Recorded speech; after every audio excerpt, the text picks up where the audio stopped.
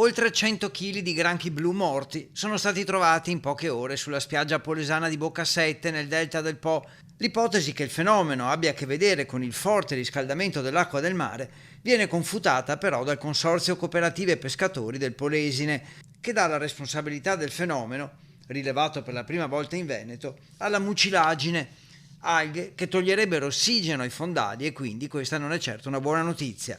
Se il fenomeno è legato a un fenomeno di anossia, cioè una perdita di ossigeno sui fondali e sulle acque, non è sicuramente confortante nemmeno per l'attività di molluschicoltura e acquacoltura. Il rischio è questo, il rischio è che l'anossia produca degli effetti indesiderati anche per altre tipologie di molluschi o di pesce. Analisi sono in corso da parte dell'ULSS e dell'Istituto Zooprofilattico delle Venezie, ma il Consorzio dei Pescatori del Polesine precisa che nelle lagune del Delta ne sono stati pescati 21.000 kg vivi e vegeti. Intanto 3 giovani della provincia di Ferrara hanno messo a punto uno strumento chiamato Eco Biodefender che potrebbe contenere la riproduzione del granchio blu senza alterare l'ambiente. Ora è nella fase di brevetto. Io sono sempre, entusiasta quando vedo che anche dei giovani sviluppano delle idee, delle start-up per innovare o tentare di ridurre l'impatto.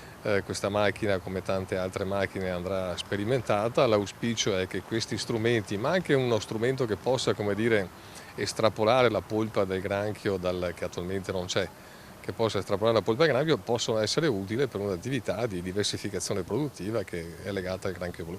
Intanto, dopo un anno senza provvedimenti che difendano il lavoro dei pescatori contro il granchio blu, la speranza è che venga rinnovato il provvedimento della regione, l'unico concreto, dicono i pescatori, che ha stanziato 200.000 euro per sostenere chi raccoglie e smaltisce le carcasse dei granchi blu.